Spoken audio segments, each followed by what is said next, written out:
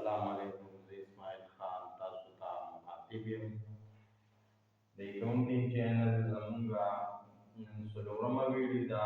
زمونږ ویډیو ده د بیس اکاونټینګ سایکل، چې بیس اکاونټینګ سایکل څه ته وایي.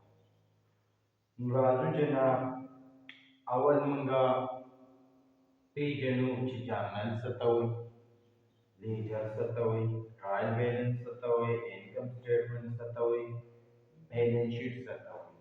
دا به څنګه تاویږي جناب؟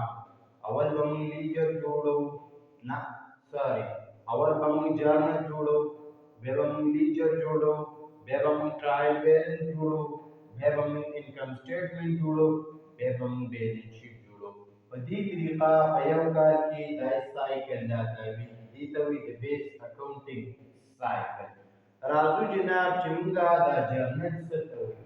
جرنل به ګوره داسې یو عام انټري به شوي، یو عام بک به وي، هغې کې به د هر چا مثال په طور A کې سیل کړی، نو B کې هم کړی، نو C کې هم کړی، نو D کې هم کړی.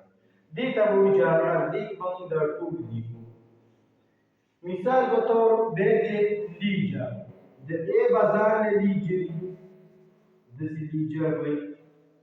د B بازار نه، د C بازار نه، چې د D بازار نه، ځانه کاته دی ټول به د ده موږ سره کولاو شي.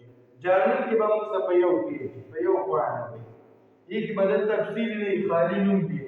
تفصیلا بیا موږ څه شي کې لیکو، د ده به یو خپل دغه وي، هغې ته به ویلی شي لیجر. ټرایل بیلنس څه ته وایي؟ ټرایل پلان خان ټرایل ته تللی، یا یو کس ټرایل ته تللی. نو مثال په طور د دې ټرایل کوي چې آیا دې کې دا اماونټ دې کې چې دا کوم ریکارډینګ شوی دا صحیح دی که غلط. د دې کې چې کوم سایډونه ډیفیټ دي او کوم کریډټ دي هغه برابر نه، نو آیا دا د دغه والا غلطي په جرنل کې غلطي ده یا په لیجر کې غلطي ده. دا د غلطۍ لپاره دی، د لیجر او د جرنل نه غلطي ووایي. انکم سټیټمنټ څه ته وایي او بیلنس شیټ څه ته وایي. دلته بیا خبره کوو، په دې کې ډېر خلک کنفیوز کېږي چې یاره انکم سټیټمنټ څه ته وایي او بیلنس شیټ څه ته وایي. په دې به مې یو تفصیلا درسوي، خو شارټ کټ کې دلته واورئ.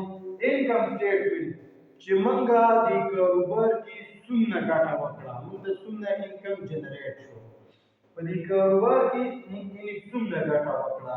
کاروبار د پرافټ لپاره لاس او پرافټ خبره به کېږي. په بیلنس شیټ کې به خبره کېږي د دې نه لږه شان بدله ده، ځکه دا خلک کنفیوزن دي. په بیلنس شیټ کې آیا د دې مالک سرمایه په دې کاروبار کې زیاته ده که لایبیلیټي قرضجات د بار خلکو قرضوړو دعوه ډېره ده.